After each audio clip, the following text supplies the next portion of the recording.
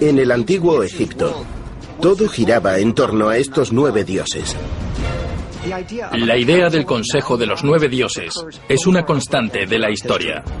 Es muy posible que haya un grupo que vele por el planeta Tierra. ¿Cuál es su objetivo? ¿Son benevolentes? ¿O su fin es controlarnos? Quizá nunca conozcamos su objetivo final, pero deberíamos tener mucho cuidado, porque si no les gusta que la gente se enfrente a ellos, estamos condenados. Desde los albores de la civilización, la humanidad ha atribuido su origen a los dioses y otros visitantes de las estrellas. ¿Y si fuese cierto? ¿Ayudaron unos seres extraterrestres a moldear nuestra historia? Y en ese caso, ¿podría nuestro planeta estar bajo la mirada vigilante de lo que algunas personas denominan los misteriosos 9? ¿Quiénes eran? ¿Por qué vinieron? ¿Qué dejaron tras de sí? ¿A dónde se marcharon? ¿Volverán? Alienígenas. Los misteriosos 9.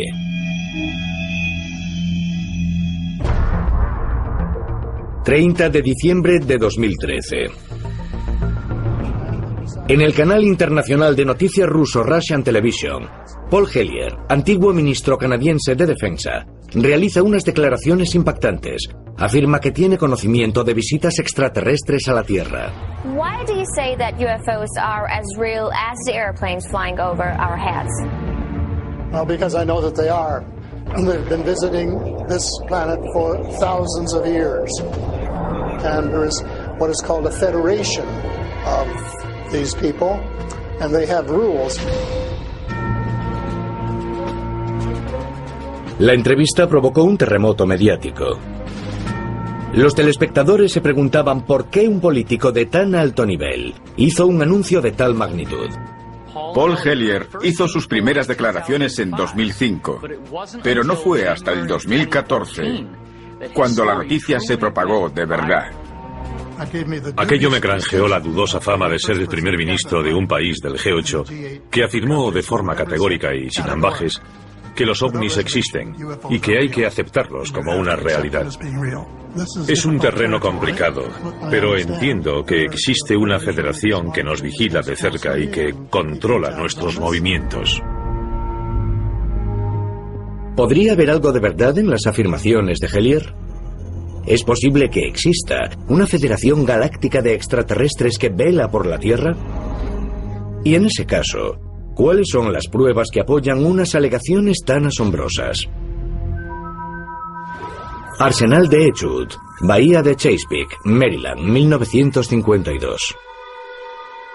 Como parte de un programa secreto del gobierno de los Estados Unidos, denominado Proyecto Pingüino, el doctor y psiquiatra Andrija Puharich abre un laboratorio espacial en el que videntes y personal militar se reúnen para investigar manipulaciones psicológicas y drogas alucinógenas. Quizá uno de los aspectos más llamativos y polémicos de la investigación de Puharich sea la canalización que implica el contacto con seres ultrafísicos a través de la videncia. Es muy importante que entendamos que aquello fue una investigación científica rigurosa. No hubo velas ni agua bendita. Puharich empleó la jaula de Faraday, una cámara de cobre especialmente aislada según los criterios de la Marina de los Estados Unidos.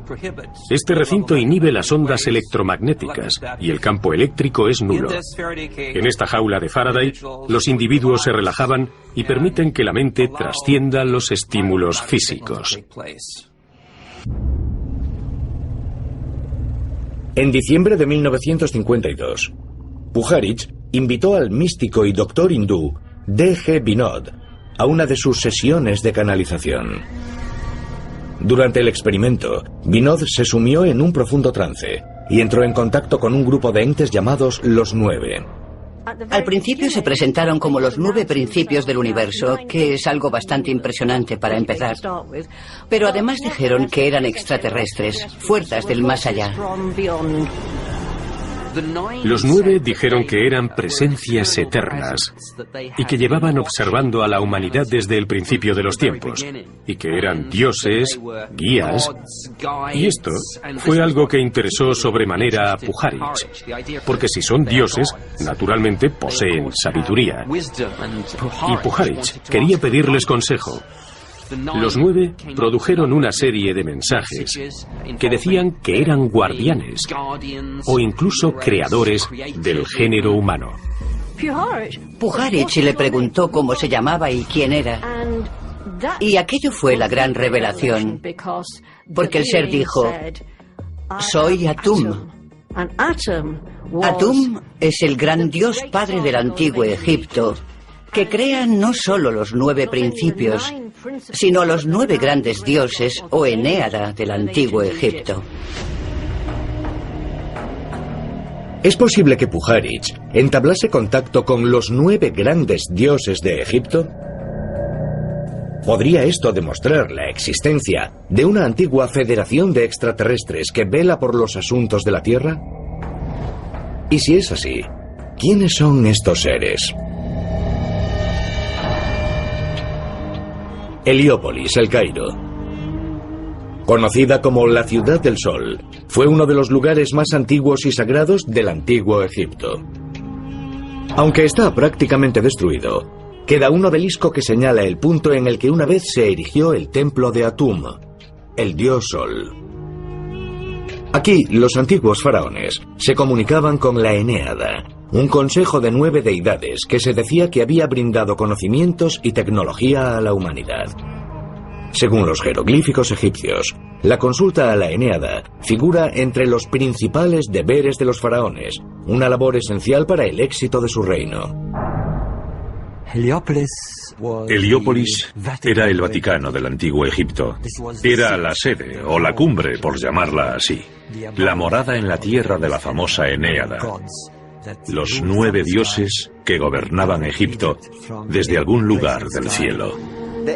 La Enéada se inicia con el dios Atum, el dios del disco solar. Después está Anshu, el dios de los vientos, y la diosa Tefnut, deidad del agua. El dios Geb es el dios de la tierra, y Nut, la diosa del cielo. Isis es la madre de todos los dioses. El dios Osiris es el dios del bien, y Set, el del mal. La diosa Neftis es la de la muerte. En el antiguo Egipto, todo giraba en torno a estos 9 dioses. Por eso el faraón tenía que consultar con los 9 dioses de la Enéada cada aspecto de la vida para asegurarse de que estaba haciendo lo que era debido. Cualquier habitante del antiguo Egipto tenía plena confianza en que las palabras que emanaban del rey eran las de Dios, porque él las había escuchado. El faraón era el emisario especial ante los dioses, y por tanto los dioses podían hablarnos directamente a través del faraón. Se podría decir que el faraón permitía que los dioses hablasen a través de él, de forma similar a como se hace actualmente en la canalización de los médiums. 9 seres del más allá que hablaban a través del faraón. ¿Podrían las sesiones modernas de canalización con los 9, realizadas durante los experimentos militares secretos de la década de 1950, ser equivalentes a las de los antiguos egipcios? La Enéada es en realidad un grupo de extraterrestres que administra y guía los asuntos humanos. Los textos de las pirámides nos dicen que Atum llegó de Sirio. Es fascinante barajar la posibilidad de que el Dr. Puharich formase parte de una larga sucesión de iniciados que entraron en contacto con la Enéada. A lo largo de toda la historia siempre se ha hablado de dirigentes políticos, reyes, reinas y presidentes que consultaban con fuerzas del más allá. ¿Es posible que todavía existan esos seres extraterrestres multidimensionales y que nos gobiernen guiando a los dirigentes de las distintas naciones? ¿Podría ser que Pujarich contactase sin proponérselo con los mismos seres a los que consultaban los faraones del antiguo Egipto? ¿Y podrían ser estos los extraterrestres a los que Paul Hellyer, exministro de Defensa canadiense, aludía? Quizá podamos hallar más indicios en las numerosas referencias encontradas en todo el mundo al consejo de 9 seres sobrenaturales.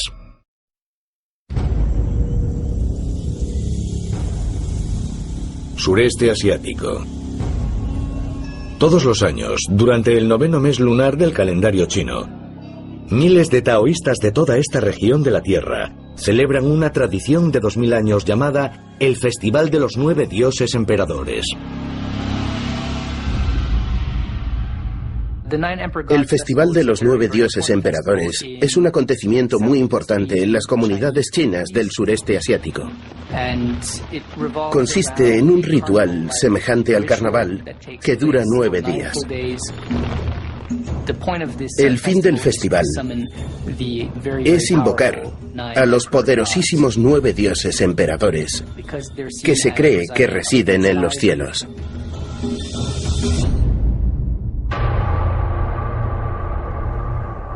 Los taoístas creen que los 9 señores celestiales son los antiguos gobernantes de China y la prole del dios supremo de la creación. Según la leyenda, los 9 dioses emperadores llegaron de las 9 estrellas que componen el gran carro. 7 son visibles y 2 son invisibles.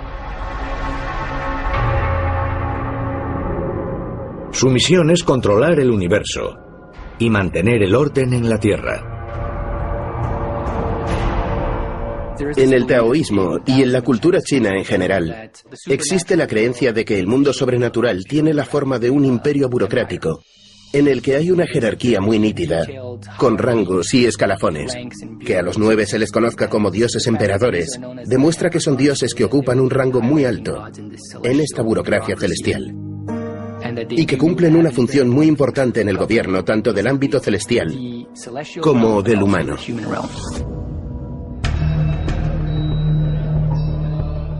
A fin de garantizar el cumplimiento de la voluntad de los dioses en el año venidero, unos devotos escogidos canalizan o incluso encarnan a los 9 dioses emperadores durante las procesiones del festival. Suele haber unos 9 mediums que entran en trance y después canalizan a estos dioses para atraerlos y mantenerlos felices y contentos. El motivo de que esto sea tan importante es que los dioses llevan un registro detallado de todo lo que sucede en la Tierra. Controlan el destino humano. Al final de los 9 días, cuando el festival alcanza su apogeo, los dioses regresan a las estrellas de las que provienen. Curiosamente, esta idea de los 9 dioses o jefes supremos que velan por la Tierra se encuentra en culturas de todo el mundo. Los aztecas de Mesoamérica veneraban a 9 dioses conocidos como los señores de la noche. En la tradición nórdica, 9 dioses sobreviven al Ragnarok o destrucción de la Tierra. Según la leyenda budista, el emperador Ashoka consultaba con una sociedad secreta denominada los 9 hombres desconocidos, que se decía que poseían todo el conocimiento del universo. Los antiguos etruscos de Italia creían también en 9 dioses a los que se podía persuadir para que influyeran en el destino de la humanidad. Y en la mitología griega, Zeus presidía el consejo de los 9 dioses, creado para velar por la humanidad. Los dioses del Olimpo eran 12, y también tenían una especie de órgano de gobierno, un consejo en el que se sentaban los 9 dioses más importantes. A la cabeza del consejo está Zeus. Estos 9 dioses forman la estructura de poder de los cielos. A veces se reúnen para decidir qué van a hacer con la humanidad. Zeus creó el Consejo de los 9, compuesto por Afrodita, Apolo, Atenea, Deméter, Hefesto, Hera, Hermes, Poseidón y el mismo Zeus. Estos son los dioses que podrían relacionarse directamente con los humanos para escarmentarnos. Estos son los dioses más profundamente implicados en las vidas de los seres humanos. A veces los dioses tenían que hacer limpieza. Por eso, en algunos puntos de la tradición mitológica, oímos a los dioses decidir, de forma semejante al Génesis, que van a hacer tabla rasa y comenzar de cero con una nueva raza humana. Es una simple coincidencia que tantas culturas antiguas, separadas por miles de kilómetros, veneren a un grupo de 9 dioses. Podría ser que estos seres no fueran dioses, sino visitantes extraterrestres, como creen los ideólogos de los antiguos astronautas. ¿Continúan estos visitantes actuando en la sombra y velando por nosotros? Siempre me preguntan por los antiguos astronautas. ¿Por qué se fueron? ¿Cómo es posible que ya no estén aquí? Yo nunca he dicho que se fueran. Creo que llegaron y que se quedaron. Esto forma parte de la idea según la cual somos un proyecto continuado de una especie extraterrestre que nos observa desde muy lejos. Según los relatos creacionistas de este tipo, somos su prole. Si el Consejo existe, su función es observar su creación.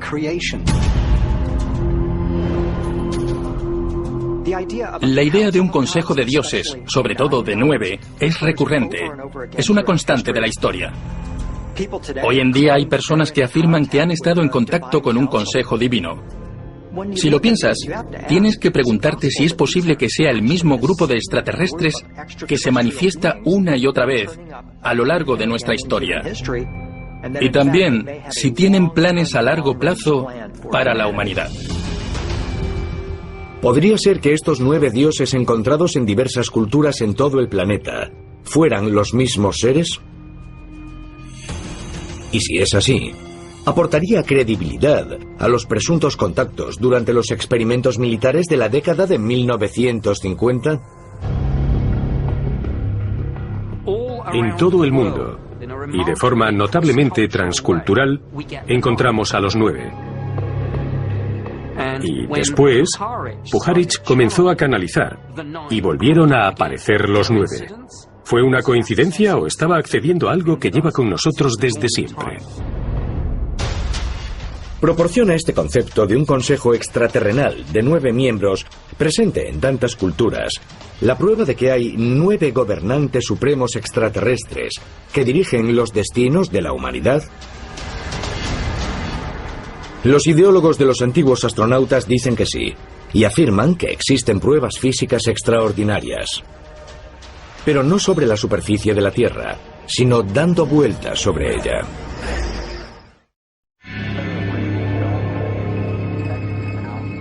Diciembre de 1998.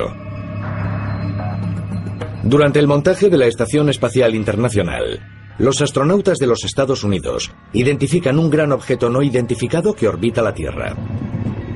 Hacen fotografías del objeto misterioso y las cuelgan en el sitio web de la NASA. Si te fijas en las fotografías del objeto, resulta muy obvio que es artificial. No es un meteorito, no es un fragmento de roca, sino que tiene un aspecto tecnológico, oscuro y estilizado, casi como el de un avión espía. En la parte delantera tiene un morro curvado parecido al pico de un halcón.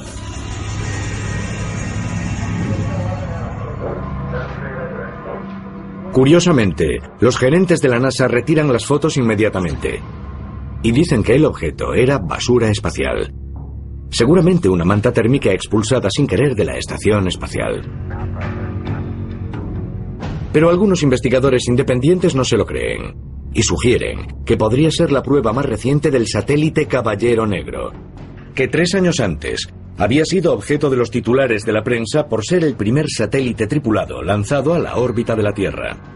En 1954, el diario San Francisco Examiner y el semanario especializado Aviation Week publicaron artículos que detallaban lo que parecían ser satélites artificiales en la órbita de la Tierra. Aquello le chocó a mucha gente, porque aunque el concepto de satélite fuera conocido, nadie en todo el planeta pilotaba un satélite. La historia partió de un hombre llamado Donald Keyhoe, que había sido comandante de las Fuerzas Armadas de los Estados Unidos y que escribió una serie de libros sobre ovnis. Una de las cosas que Keyhoe escribió fue que varias fuentes del ejército le habían dicho que las Fuerzas Armadas estaban siguiendo a 1 o 2 satélites desconocidos que orbitaban la Tierra y eran de un tamaño extraordinario. Nadie sabía qué eran. Esto fue mucho antes de que los rusos lanzaran el Sputnik. Aquello dio pie a la creencia de que eran extraterrestres.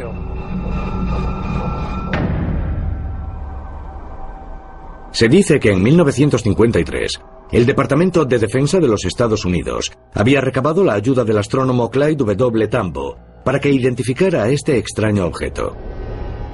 Sin embargo, sus conclusiones nunca se hicieron públicas. Basándose en su aspecto en el radar en la década de 1960, los científicos calculaban que el satélite misterioso pesaba más de 10 toneladas.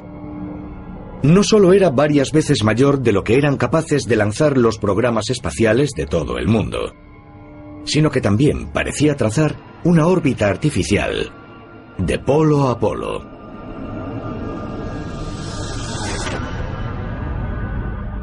El Caballero Negro describe órbitas polares, que es lo que harías si quisieras abarcar toda la Tierra mientras rota debajo de ti. Los satélites meteorológicos y espías suelen describir esta trayectoria para abarcar toda la superficie de la Tierra. Esto implica que no es un objeto natural. Lo especialmente intrigante de este satélite es que no es nuestro.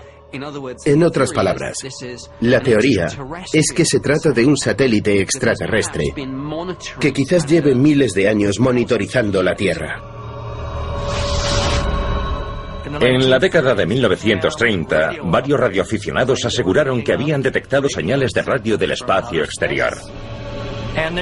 Y el mismo Nikola Tesla afirmaba que detectaba señales de radio de Marte. Cabe preguntarse si los radioaficionados, e incluso Nikola Tesla, estaban escuchando señales procedentes de esta nave que orbitaba la Tierra. Un radioaficionado fue capaz de descifrarlas y creó un diagrama de coordenadas cartesianas en el que situó puntos blancos y negros. Cuando lo estudió, extrajo la conclusión de que era un mapa de la constelación El Boyero en la posición que ocupaba hace 13.000 años.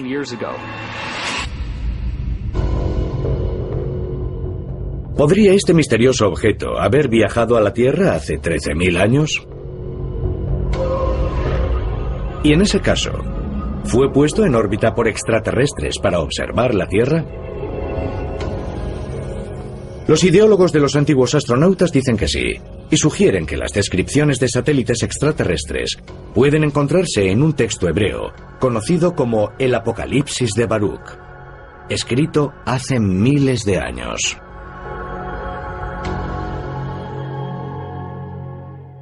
El Apocalipsis de Baruch es uno de los mejores textos astronómicos antiguos que existen, porque describe una observación directa de un satélite orbitando la Tierra.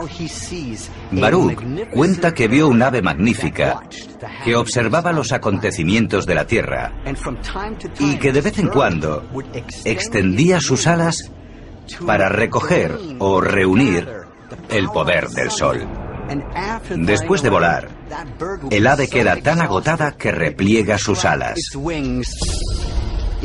Si pensamos en los satélites actuales, ocurre lo mismo. Tenemos placas solares o alas que se extienden y se repliegan. ¿Y si Baruch presenció algo similar? Baruch dijo que el ave era el guardián de la Tierra. ¿Podría ser el ave mitológica descrita en el Apocalipsis de Baruch un satélite de observación? ¿Podría ser esta la prueba de que los extraterrestres llevan miles de años vigilando la Tierra, tal y como sugieren algunos ideólogos de los antiguos astronautas? Y si es así, ¿constituyen una amenaza? Quizá encontremos más claves si repasamos los rumores de un encuentro extraterrestre en la Casa Blanca.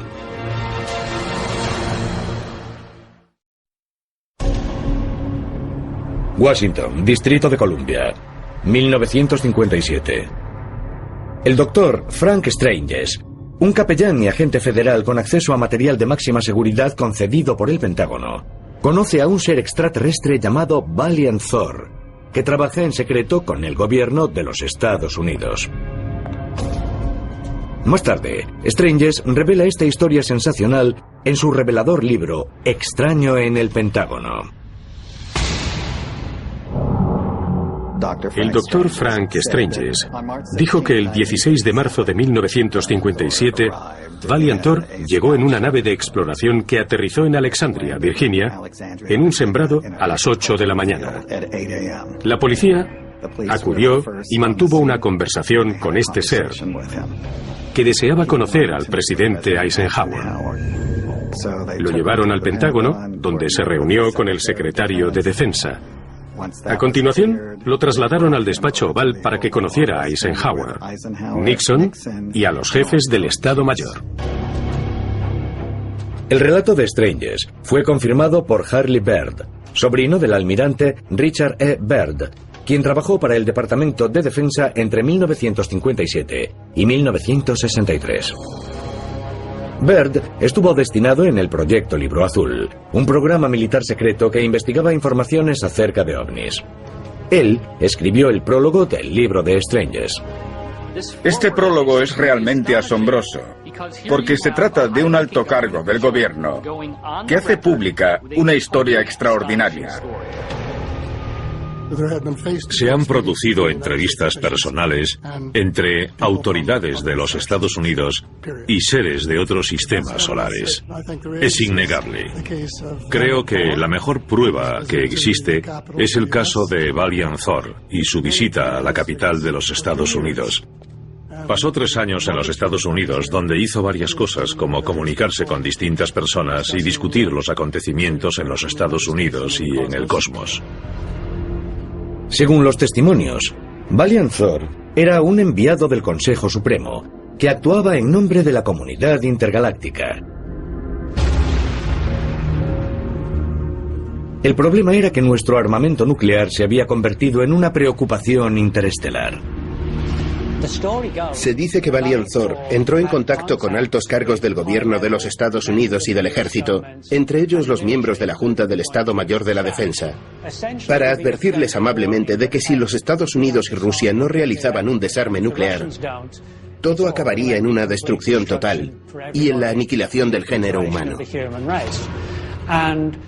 Thor no era un personaje bravucón, sino que quería que el pueblo de la Tierra lo entendiera y tomara la iniciativa antes de que fuera demasiado tarde. La historia se parece bastante al argumento de la película de 1951, El día que la Tierra se detuvo. El escenario es muy parecido. Por descabellado que esto parezca, se han publicado fotografías de las reuniones de Thor con altos cargos, sin que ninguno de ellos las haya desmentido. Incluso miembros de la familia del presidente Eisenhower, entre ellos su bisnieta Laura Eisenhower, insisten en que la historia es cierta. Valiant Thor apareció alrededor de 1957. Fue presentado ante el presidente y el vicepresidente y disfrutó de un estatus de VIP. Eisenhower quería que la humanidad lo conociera, pero el secretario de Defensa, el director de la CIA y los miembros del Estado Mayor de la Defensa se opusieron. Eisenhower tenía la intención de convocar a la Asamblea General de las Naciones Unidas para dar a conocer este hecho, pero también lograron evitarlo. Al final, su propuesta hecha en nombre de la Federación no se llevó a cabo.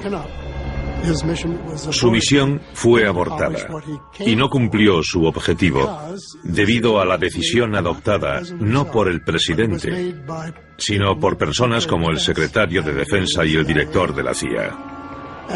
Creo que aquello marcó un punto de inflexión en la historia de los Estados Unidos y del mundo. Tuvimos una oportunidad de cambiar nuestra forma de actuar y la perdimos. Por decirlo sin rodeos, la fastidiamos. Lo que resulta muy interesante, teniendo en cuenta el momento de la visita de Valiant Thor, es si aquello formaba parte de un plan más amplio de control soterrado de la humanidad por parte de los jefes supremos. Valiant Thor aseguraba que era un enviado del Consejo para hablar con los dirigentes militares de la Tierra y advertirles de los peligros de las armas nucleares. Cabe preguntarse si este personaje no fue un representante del Consejo de los Nueve que vela por el planeta Tierra y con el que había hablado Puharich. ¿Es posible que un emisario extraterrestre del Consejo de los Nueve entrara en contacto con el gobierno de los Estados Unidos? Y si fue así, ¿fracasó en su misión? Los ideólogos de los antiguos astronautas sostienen que quizá los misteriosos Nueve sí que lograron hacer llegar su mensaje a la humanidad, pero a través de canales más receptivos. Ossining, Nueva York, 1958. Tras su contacto inicial con los Nueve, el Dr. Puharich crea la fundación de la Mesa Redonda en su finca. Varios videntes y médiums son invitados para que canalicen a las autodenominadas deidades egipcias ante un grupo de testigos influyentes. Puharich siguió investigando la evidencia. Desde el principio, su objetivo fue reunir a grandes nombres, personajes influyentes y escritores para que el mensaje de los Nueve llegase a las capas más altas de la sociedad y confiar a estas personas el gran secreto. Entre los participantes en estas reuniones estuvo Warren McCulloch, un pionero de la cibernética. Otros fueron John J. Hammond, considerado el discípulo de Nikola Tesla, y Henry A. Wallace, secretario de Agricultura y vicepresidente durante los mandatos del presidente Franklin Delano Roosevelt. Estas estaban muy interesadas en el modo en que la mente humana puede vincularse con la extraterrestre. Según su asistente, John Poville, uno de los participantes en las reuniones de la fundación fue Gene Roddenberry, el creador de Star Trek. Poville sostiene que Roddenberry fue un participante activo y que hay partes de la serie de televisión Star Trek que quizá no fueran producto suyo, sino que fueron inspiradas por los misteriosos Nueve. De todos los famosos invitados, Gene Roddenberry fue uno de los más dotados y formó parte del equipo dedicado a tomar notas y a recabar información que pensaba que podría difundirse por todo el mundo. Lo llamativo es que algunas cosas que Jim vio, después las plasmó en algunos episodios de Star Trek. Gene Roddenberry hacía preguntas a los videntes que se comunicaban con el Consejo de los Nueve.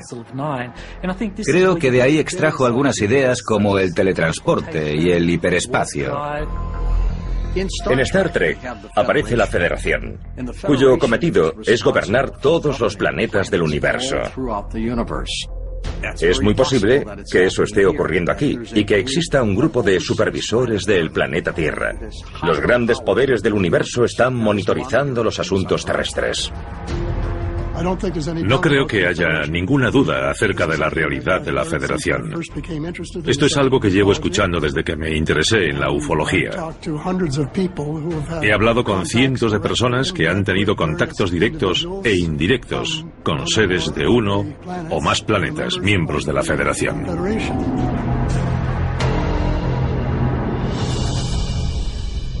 Ambientada en el futuro, Star Trek es la crónica de una misión científica pacífica que busca y explora otros planetas de la Vía Láctea. Entre los conceptos futuristas desvelados en la serie está la primera directiva de la Federación, su principio rector que le prohíbe interferir en el desarrollo de civilizaciones primitivas.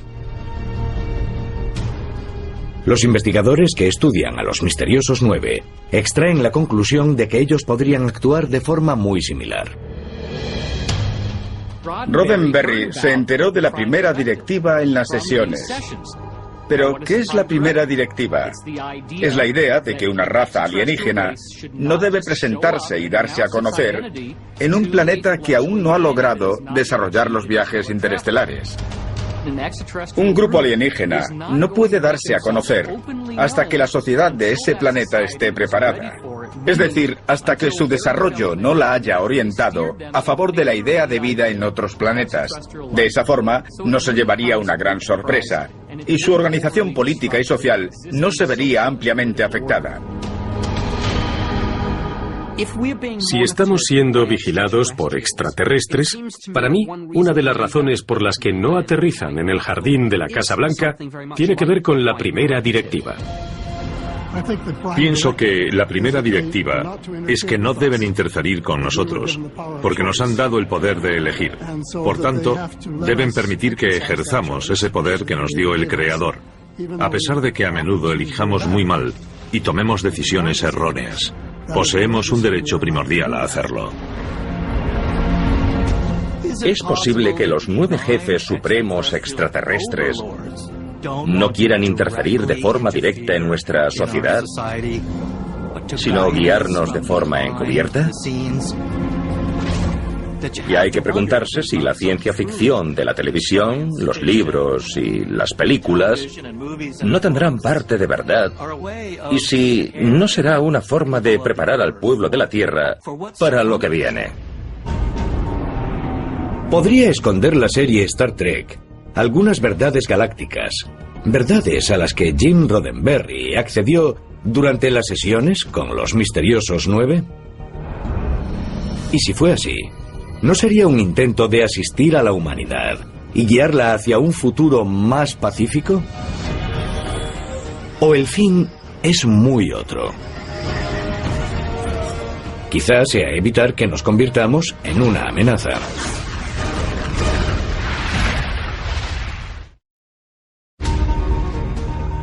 Antes de su entrevista en el canal RT en 2013, el antiguo ministro de Defensa canadiense Paul Hellyer animó públicamente a las autoridades a revelar la verdad de los extraterrestres que supervisan la Tierra. This information is top secret in a way that the governments aren't talking about it. But if you listen to the whistleblowers and the people who have worked in the industry and who know what is going on, there is just a lot of information out there, and it doesn't take very long to get your hands on it. El futuro del mundo depende de que conozcamos lo que sucede, no solo en nuestro mundo, sino en otros que nos vigilan y que para bien o para mal tratan de influir en nosotros. Y hay personas que lo saben bien. La idea de que existen otros entes, sean de otras dimensiones, galaxias o planetas, que están controlándonos o influyendo en el devenir de la Tierra es fascinante. Siempre tenemos que preguntarnos cuál es su objetivo. ¿Son benevolentes? ¿Están aquí para protegernos? Como dijeron Valiant Thor y los 9, ¿o tienen otros planes? ¿Su fin es controlarnos? ¿Se proponen influir en nosotros para que no vivamos de forma tan negativa? Tienes que preguntarte si existe un consejo extraterrestre que vela por la Tierra, que observa nuestros progresos y que nos advierte de posibles catástrofes que podrían suceder con la esperanza de que escuchemos sus advertencias. Si estuviésemos siendo monitorizados por extraterrestres, si vigilasen los asuntos humanos, les preocuparían mucho las cosas que podemos hacer para destruirnos y destruir el planeta. Quizás parte de los planes extraterrestres incluyan nuestro desarrollo moral y tecnológico, y ese sea nuestro pase de acceso a la Federación Galáctica. Quizá nunca conozcamos su objetivo final, pero si se trata de un experimento, deberíamos tener mucho cuidado, porque está claro que si no les gusta que la gente se enfrente a ellos, estamos condenados. ¿Existen de verdad 9 entes extraterrestres que velan por la Tierra, que están aquí para ayudarnos, tal y como sugieren los ideólogos de los antiguos astronautas? ¿O podrían tener un móvil más siniestro?